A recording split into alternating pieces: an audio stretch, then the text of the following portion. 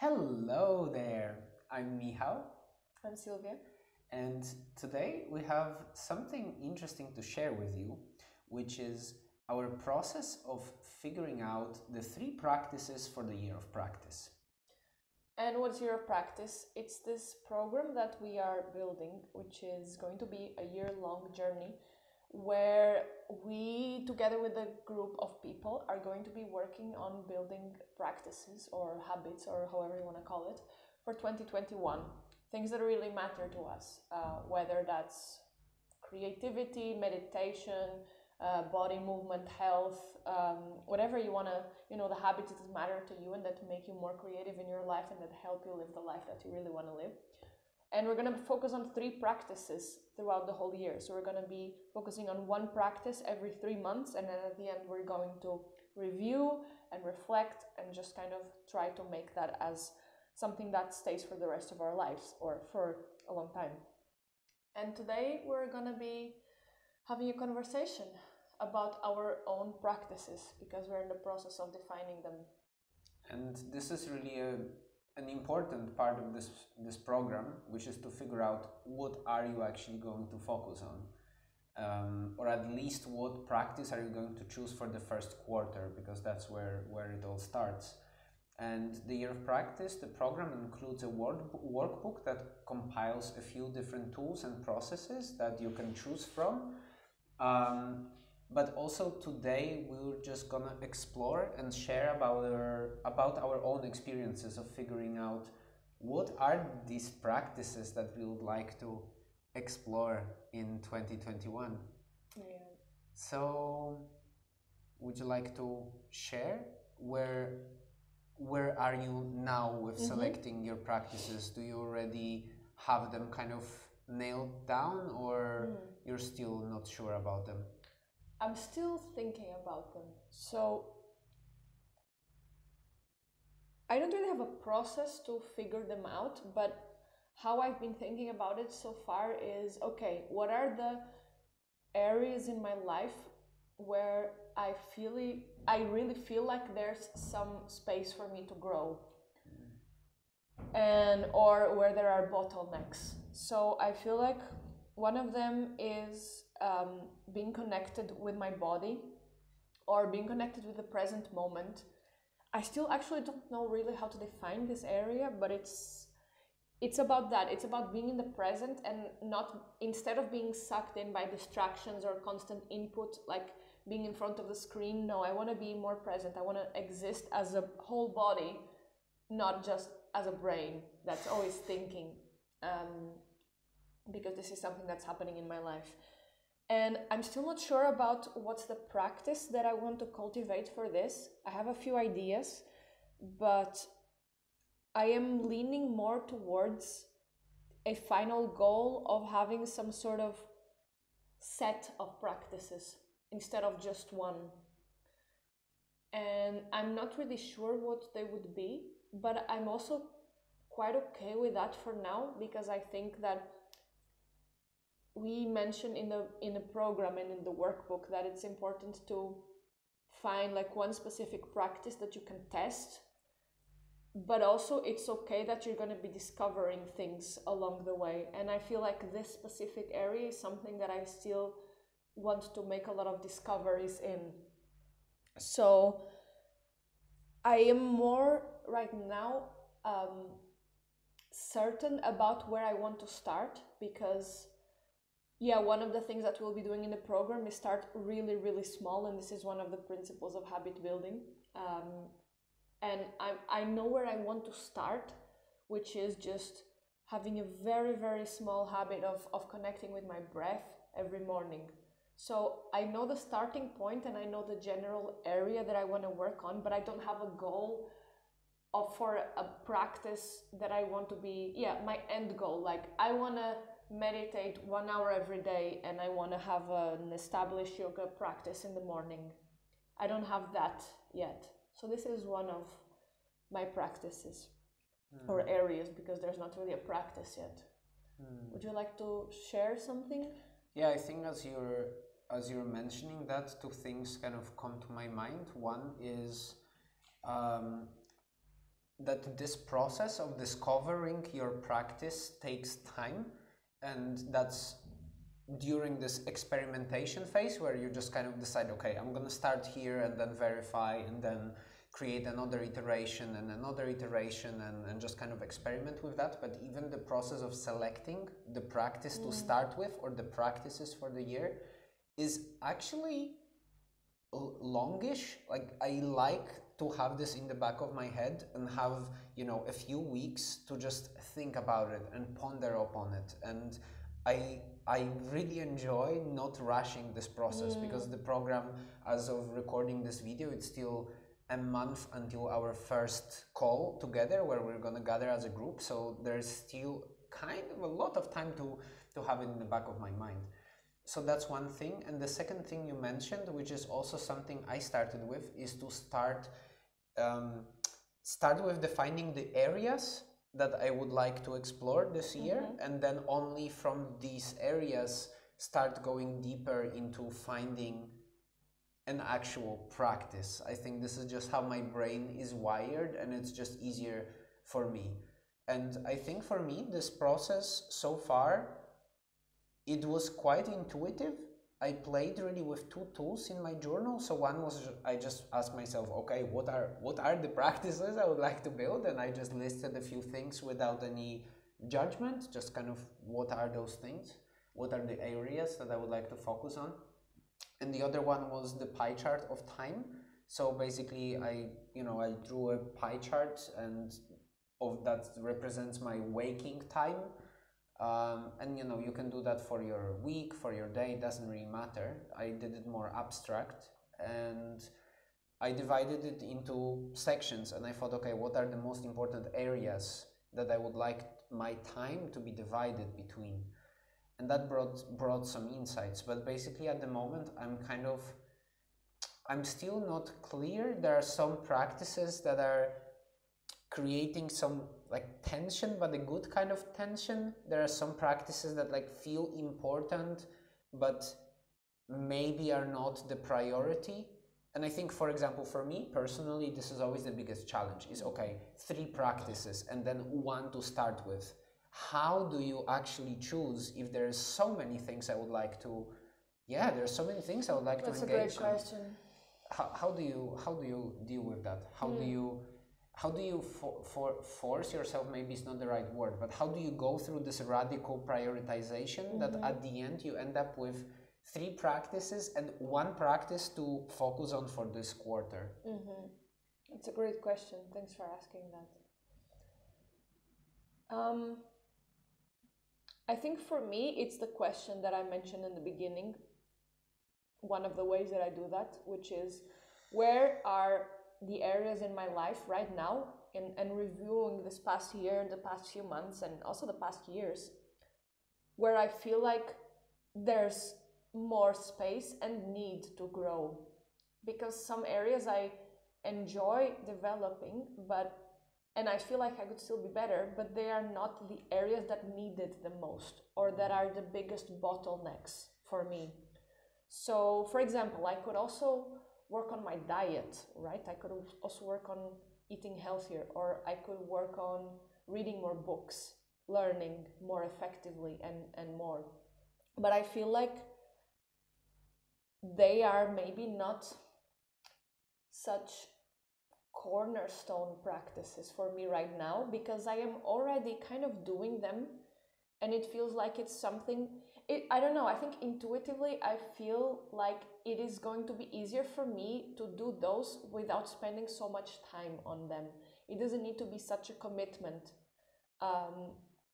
And I'm already doing kind of well, so they are not these bottlenecks. So a big part of it is intuition. Another way that comes to mind that might be helpful for that, for choosing what are the priority ones, is thinking in terms of keystone habits. So in case you don't know what is a keystone habit, it's a habit that supports all the other habits in your life. It's a behavior that once you do that, it kind of makes everything else easier, like this sort of snowball effect. So I know that for me, being connected with my body is that, because when I have practices that bring me back to the physical realm, everything else becomes much easier. I become more energized, I become more focused, I wake up earlier, I'm kinder to other people. So this is definitely something that helps me choose that as well. Um, and something else that's coming up for me that is not related to this is, again, on the specificity of the practices, right? So I'm talking about this embodiment, being more connected to my body, and this is something that I'm still not sure, so it's still kind of vague for me. But another one of my practices is actually very specific right now. It's not as specific as I want it to be to test it as a hypothesis, but it's about writing, creating content. I want to be publishing written content on a regular basis, and I want to be doing that, I don't know, it can be 3 articles a week, it can be X Twitter posts, and I know that it's okay that I don't have right now exactly what is my goal, because I'm going to be testing and I'm going to be discovering that. But this is something very specific, like I want the outcome to be X amount of published content, and I know that there are some steps also to get there. So within each practice there's also several things to consider. For me, for the writing, it's, again, this is more of a keystone habit, because, for example, the habit of reading, in order for me to write, I need to read. So it's going to be a part of this practice of creating more content, because once you look at a practice, there's so many different components, right? If you want to meditate in the morning, you need to actually wake up early, so you need to go to bed earlier, so you have to rearrange your evening, which might include rearranging your family time, your food, your coffee intake. So it's actually a lot more things. Yeah, just something else that came to my mind. Do you have this with any of your practices, like that it's a whole, it seems like one thing, but then actually once you go deeper into it, it includes more things? Yes, I guess it really depends on the practice. But for example, one idea that I'm toying around with is to learn Portuguese. And that includes so many things, right? It's a whole language, so it's what's spoken language, but it's also reading, it's writing, it's conversation, but it's, I could do so many different things to learn a language. So when it comes to translating it into actual practice and thinking about what could be like the minimum, the tiny habit, something that's super easy, yeah, it can go so many different ways, right? It can be I don't know, like speak to a person in Portuguese, whatever. It can be one sentence, maybe that's too basic, because I already say hello to my, neighbors, but maybe something more advanced than that. It can be, I don't know, record a voice message for one of my friends that are Portuguese, or it can be say out loud a sentence that I'm trying to learn, or whatever, but it has so many different components that could help me at the end be fluent in a language that I would like to learn. So yeah, but maybe also the language learning is a bit of a maybe not perfect example, in a sense that if I'm going to do that, then I kind of want to I want to have for sure the tiny habit as a really make it easy for me to start, but I kind of want to go like ultra learning mode and just immerse myself fully in Portuguese environment, which is easy because I'm now in Portugal, but it's hard because I'm in an English speaking bubble within Portugal. So I speak in English with all of my friends here, but I know I could change that, right? And we speak in English, you're Portuguese, we could speak in Portuguese, like we did already at some point, and it worked. So this is one of these practices. I think in a way all of them have their different components and elements. Like if I think about something more specific, like for example, I also resonate very much with this idea of embodiment, but for me it's more about the movement. So just moving my body in a playful way that engages my body and disengages my mind, basically. And some of the ways I thought about that, I mean, there's things like yoga, like swimming, like cycling, but also tap dancing that I really enjoy. Maybe some kind of juggling, you know, handstands, this kind of movement practice.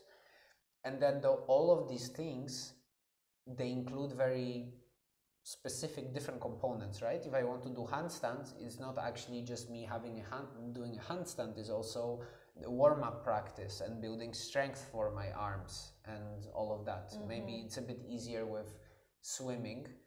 But yeah, I guess it really comes down to what is also the goal, not in terms that because I see it more as a process. I'm more excited about the process of doing the experiment, but I think the goal as an idea of where would you like this practice to take, what is the role of this practice in your life, more of like, you know, I want to achieve X, but more about, okay, I know that, for example, with handstands or with swimming or this kind of things, I don't want to be a professional swimmer. Yeah. I just love swimming. It makes me so happy and it makes me so connected with my body. So really the point is not for me to train for Olympics, it's just it's just for me to be in the water and connect with myself and have fun. And this is useful to know because it really helps me guide shape the practice and shape the process, right? With Portuguese it's kind of the same. Like I would like to have fluent conversations with local people here because it would just really help me as a community builder, because I have this goal of making this community that we're shaping here in Pico more inclusive. It's not like, you know, for English speaking expats, but I would love to connect more with the locals, but for that I really need to be speaking Portuguese. But I don't need to be reading, you know, deep philosophy in Portuguese. This is not a goal. Like, I don't need to go that far, which removes a lot of pressure because, yeah, you know what? It's really about having a nice conversation and being able to express myself in that language.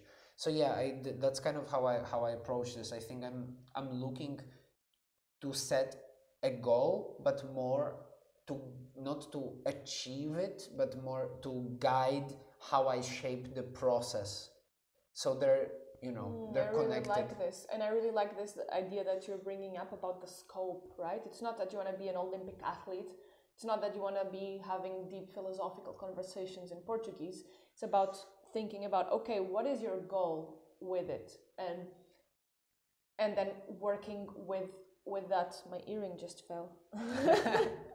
Whoops. Whoopsie. And I like to focus on process goals. This is something very important also that you mentioned and I really resonate with. It's about the process, not about the outcome. But in the end, it's always very useful to think about what is the bigger goal, to just have this kind of, just bigger picture of it, so you know you have this direction to aim towards. And for example, your goal of learning Portuguese is kind of outcome oriented, because what you want is to be able to speak Portuguese. It's not necessarily that you want to be studying Portuguese for the rest of your life. It's like these 3 months you really want to achieve this. So it's a bit different, and it's really cool how there's so many different kinds of practices and goals to aim for in this life. Yeah, well, this is always what brings me to, I think the most important question for me is how to select 3. You know, that's always my problem, because I want to do so many things, you know. When I made a list of things that would really make me happy, that I would like to have in my life, you know, there's this big need for more creative expression. So I could do that either by, I don't know, going towards this kind of immersive experiences and more theater-based performance, or maybe learn an instrument, which is something that I've been feeling more and more, you know, that I would really like to be able to play an instrument, but then again, it's a time commitment, right? And then there's this idea of speaking Portuguese, which makes me a bit nervous to make this commitment. So I feel some kind of pressure there that's like deep, and it makes me a bit uncomfortable and kind of, am I really want to do that? And then, you know, commit to it publicly. Also, then it puts this additional level of expectation. But it's also exciting somehow. So I know that it's the right type of pressure. It's the pressure that motivates me. But there's also other things, you know. There's like, the body movement and so many different types that I could be playing with. And when it comes to instrument, what instrument I would need to choose one, right? Or when it comes to, I don't know, meditation is important for me, and I've been kind of neglecting it over the last few months, and I would really like to come back to it because it's important to me.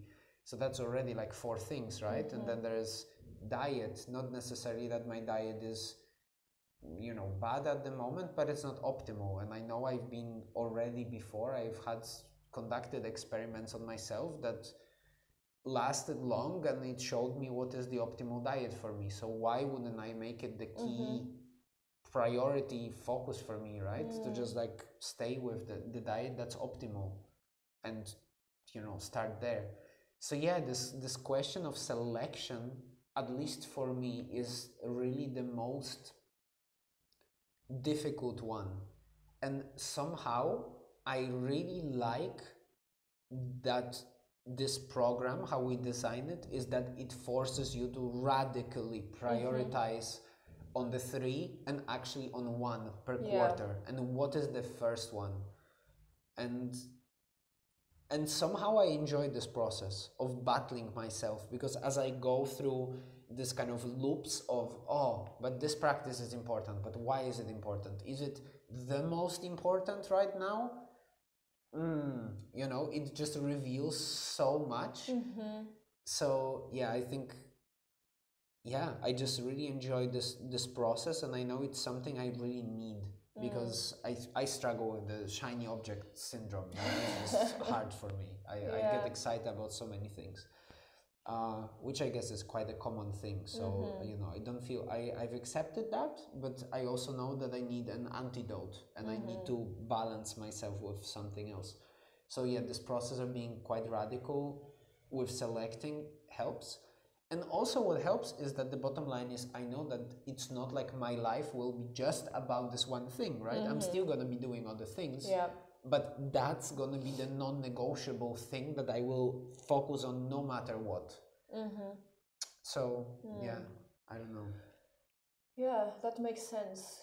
I like this, and it's definitely important that you are forced to prioritize and to choose, and then because I think I don't do that as much as I would like to in my life. I think to just prioritize and choose something and then just stick with that. Especially when I set myself challenges lately, it's not been working very well for me. I usually quit. So I think it's great that it's this big project, and I am kind of forced to reflect on it for a longer period of time and think, okay, so what are the just three things that I want to focus on for 2021? And it doesn't mean that I'm not going to do other things, but these are the big ones, because it's better to do 3 things right than do 10 and not very well.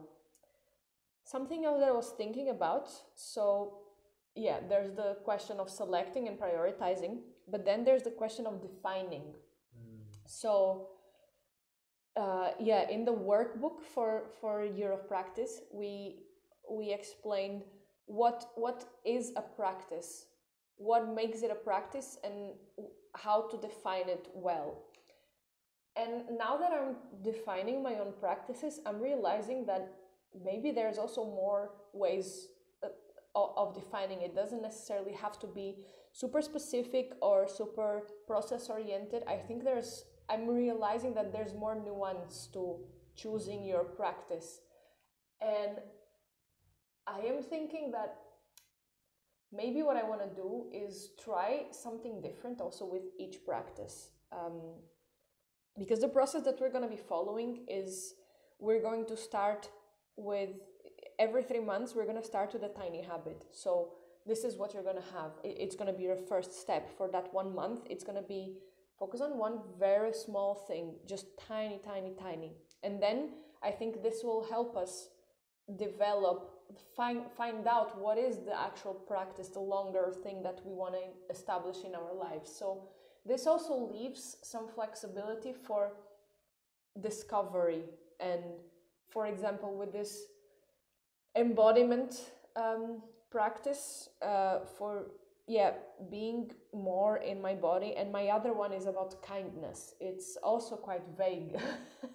It's I want to develop the ability of being a kinder person, and I want to be doing that every day in my actions, with you, with my friends, with my community, with my clients. And I want to practice kindness, but this is really not very specific. And I know there are practices that I can be doing, like practicing loving kindness meditation, or doing karma yoga, or doing something very nice for my neighbor every day, or engaging in a deep conversation, or giving someone a compliment every day. But I think ultimately it's gonna be a mix of all of these.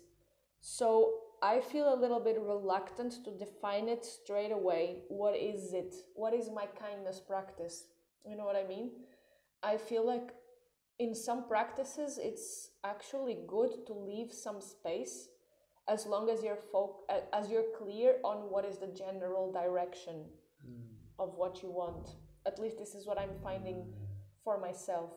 For example, for writing, it's not the same. I think there's going to be a pretty clear routine that I want to have, like 1.5 hours of focused writing every weekday. I think this is very likely that it's going to be like this, and that this is my practice, the thing that I'm going to be working towards. 1.5 hours every morning for learning, taking notes, and writing, and just super focus. And I'm going to start with a tiny habit, with something much, much, much smaller, but this is what I want to aim towards. But yeah, what I'm saying is that it doesn't have to be like this with all the practices. Can you relate with this, with your own practices? Yeah, I mean, when you were saying that, I think what comes up is something that one of our student was mentioning while defining their tiny habit. And it was kind of a similar struggle, right? That there's different aspects how you could do that, and sometimes on a different day you just need different things. So like, it's not even that you have 20 options to cultivate this practice and you choose option 1 out of 20, but it's maybe that you need all of them, and they just need to be kind of happening regularly. And maybe a simple way is time. Just dedicate whatever, 5 minutes, 20 minutes, however far you are in the process, of scaling from tiny habit, and where you started, of course. But just dedicate the time, and within this time you can experiment with different forms that this practice can take. So for example, if you dedicate, let's say, 20 minutes a day to cultivating kindness in your life, it's becoming quite specific. Like, okay, at the end of the day if you spend 20 minutes doing it or not. But what you're actually doing within this 20 minutes can be different things. All of those things you mentioned could qualify there. And then of course there's the second layer. If you're doing this kind of experimentation, it's good to just be aware, have this meta awareness of this process, just to sense what are the activities that you are actually doing, and why, and which ones work better for you, and which one, and do you need all of them, or maybe it's just a form of procrastination and distraction. Because it also can be, right, that you're just, I'm gonna do this and that and that. And I guess like learning an instrument could be a good example, right? I'm gonna spend an hour playing, and now it's gonna be a drum, and then a piano, and then that. But at the end of the day, if I want to learn an instrument, I'm not gonna probably learn any if I'm just gonna be randomly playing just an extra. This is something that happens a lot to me also with my clients, that we focus on consistency, but then because consistency is boring and you're testing something to see if it works, and they're like, okay, but I'm just testing, right? So I can change things. And it doesn't really work like that. If you want to test a habit, you have to do it for a long time, and that's the test. The test is consistency being tested. So I totally resonate with what you're saying, that it can be a trap to procrastinate by switching things in order not to have yourself getting bored. Yeah, I resonate with that. Yeah, it can be a trap, but also there is a wisdom in knowing when it is and when it's just necessary discovery process. I guess it's just this explore exploit principle, right? Like there is wisdom in knowing when something works and you should just exploit what works because it works, and there's not much need for exploration. But there's always a benefit of exploration because, you know, you could find something that works better. But if you just spend time exploring, then you're not exploiting, therefore you're not getting the results at the end, and you won't even know if a practice you find is worth it, because to actually know the impact of a habit, you need to be consistent with it for a long time. Sure. And that's hard. And how long? Well, long. The longer the better, right? Yeah, it's But yeah, this is something we're going to be doing during the program itself. Right now it's just about choosing what are the practices that you want to dedicate time to. And again, I think there's lots of ways to go about it, and we could define them and say, okay, you have to choose a SMART goal, or you have to choose a process goal, or you have to choose an outcome goal, and maybe it just doesn't have to be like that. I mean, it's good to be as specific as you can, but I also am beginning to understand that sometimes it's good to just be a bit more open to experiment with what you actually want. So I think as long as we are aware of the fact that, okay, this is still not very clear, but this is where I want to go towards, and then you kind of keep that direction. If it's a really strong goal that you have, like a really powerful motivation behind why you want to do this thing, then I think it kind of compensates for it not being very specific, if that makes sense. Plus, it's not just about the goal, right? Because you have the rhythm of coming back together with other people that will help you bring awareness to that, and this experimenting mindset where you can reduce the pressure of having to choose the perfect practice and define it perfectly by just acknowledging that this is highly unlikely, and you can just experiment and commit to a 2-week experiment that you're gonna do X, you know, and you assume that by the end of this experiment, if you will manage, this will happen, or this practice will have a certain kind of impact on your life. And then this even short verification of 2 weeks or a month or however long you want to experiment for will already give you the results. And I guess the process of being consistent, I guess the second you find big obstacles, you know, which means just days where you don't feel like doing a practice, and days when you are busy, when, you know, just there's life gets in the way and you have tons of reasons not to do the thing you committed. I think this is this very precious moment to see if your motivation and purpose behind this habit, its goal, but like as a role within your life, if it's strong enough. Because if it is, then it's very likely you will persevere. And I mean, I had this experience with yoga, right? When I did my longest streak, that was 235 days, 1 hour yoga every day, which was super hard on occasions. I mean, there were days that we were flying or traveling by car, bus, whatever. I was in environments that just had no space to do yoga, and I had to like fit in a tiny little place or whatever. But always the motivation, the drive was so strong, and then with every following day it was just like, okay, I'm not quitting now, like no way. And I could see the benefits. So then it created really the self-reinforcing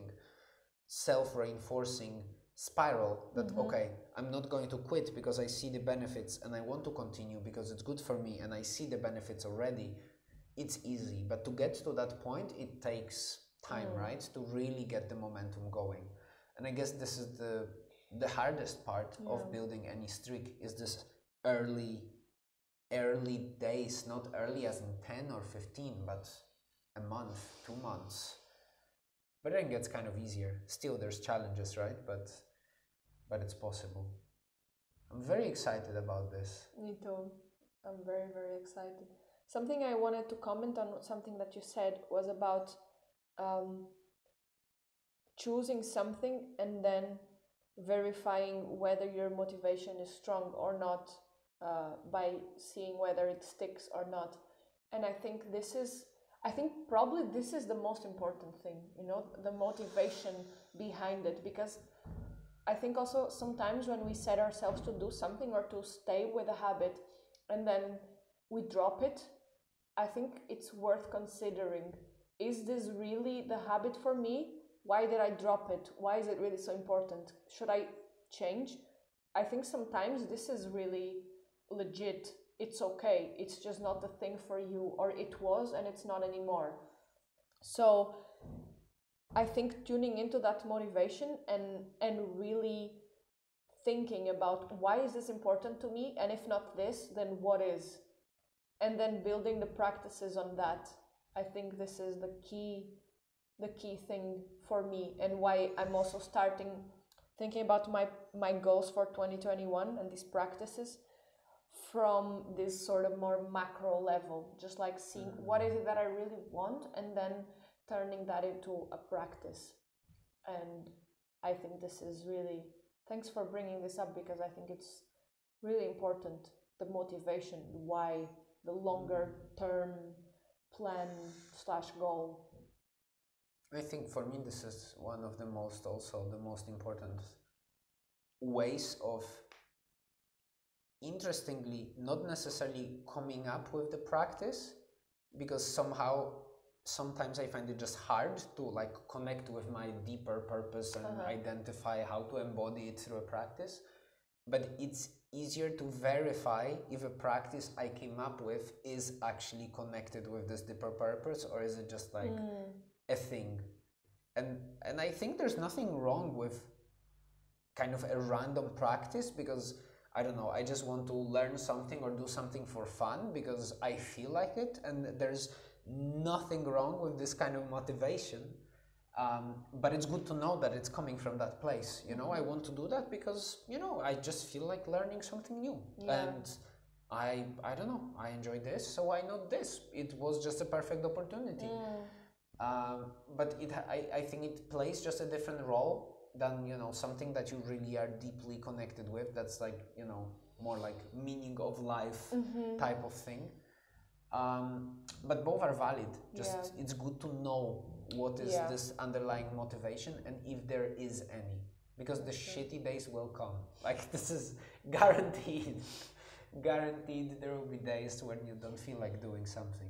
Yeah, I think we all know that. We've all experienced it. Very much so. And I think this is great, even when you have a goal that it's not like meaning of life level. I think it's something that's important, I think, is not to be like super attached to an outcome. So if I want to meditate, it's good to tune into my motivation behind that. What is my bigger goal?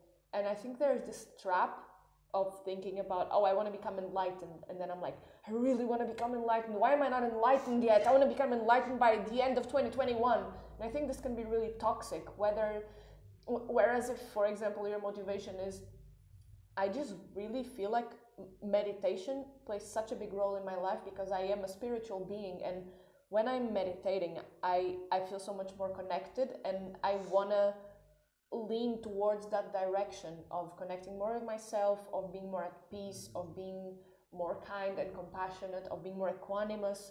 I think having this sort of goal of a general direction and a general way of being, even if it's playfulness, I want to try meditation just for the laughs, I think that's better than being super attached to a specific outcome that in the end is not in your control.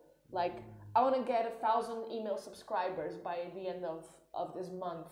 This is totally not within your control. And then if you just attach yourself to that, sure, it's a big motivation, but it's also very easily setting yourself up for disappointment. Whereas if it's, I want to provide as much content, valuable content for people that I'm writing for, like give them a lot and write a lot and be super prolific, then this is a much stronger motivation from my experience.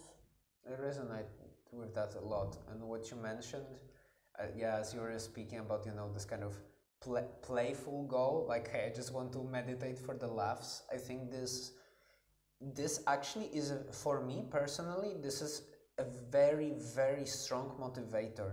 This play and curiosity.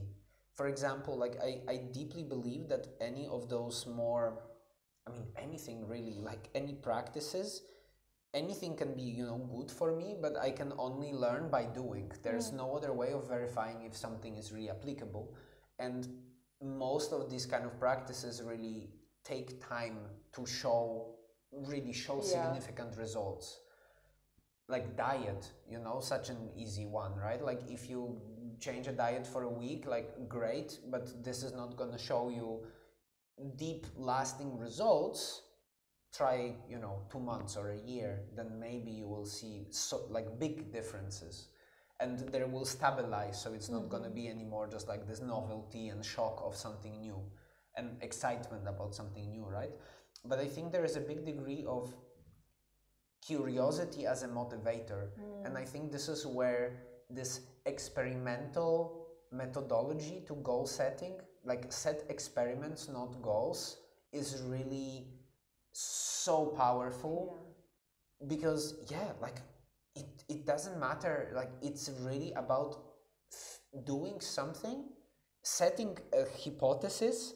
I'm gonna spend an hour practicing for handstands every day for a month. Okay, that's not a tiny habit, but let's say like leveled up habit, and let's see what happens. Will I be able to do handstands? Will I be able to like walk on my hands? Will I feel good? Yeah, or maybe not. Maybe I'll just like injure myself and feel like shit, and it's really not for me. But there is this motivator in curiosity, and which connects to what you were saying. Like when I don't define my actions by setting expectation that by the end of the month I need to be holding a handstand for a minute. Who cares? Like I'm not doing that to hold it for a minute. But if I replace the practice doesn't change what I do every day, but if I frame it in a way that, hey, I'm just gonna practice for a month, let's see what happens. And it just it carries such a positive charge, at least personally for me. And I think when I reflect back through my life, through this more profound and more, let's say, harder experiments I was doing on myself, like radically changing my diet, or doing this yoga for 1 hour every day from a place of not really doing yoga ever, and this kind of things there, and some kind of more weird travels I've done. There's a huge degree of this experimental mindset and curiosity that drives the experiment, and then I don't feel the pressure, because the pressure is not for me to achieve a goal. The pressure is just for me to keep engaging in the experiment, because I want to discover what's at the end of the experiment. Of course I care about, a goal, but it's not really my primary motivator. The primary motivator is the curiosity to see what's at the end of this journey. Which is also about fun, right? Like the adventure spirit.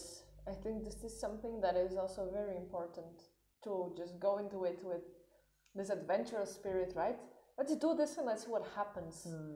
And I think having this goal, like, let's say if I practice handstands for a month, 1 hour, can I hold a handstand for 30 seconds at the end of the month? Not like I have to hold a handstand for 30 seconds by the end of the month. No, it's like, if I do this, can this happen? Let's see. And then if it doesn't, oh, okay, that didn't work. Let's try again. I think this is this is important. And I'm saying this mostly for myself because I tend to get very attached to the idea of failure versus success, and then just be brought down by failing.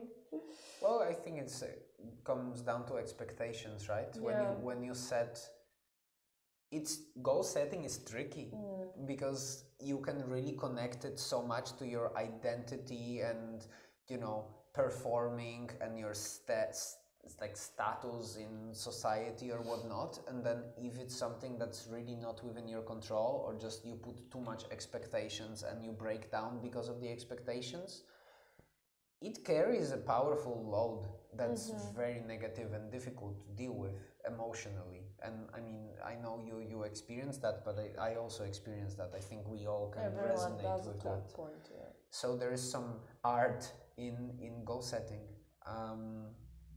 Yeah. Okay.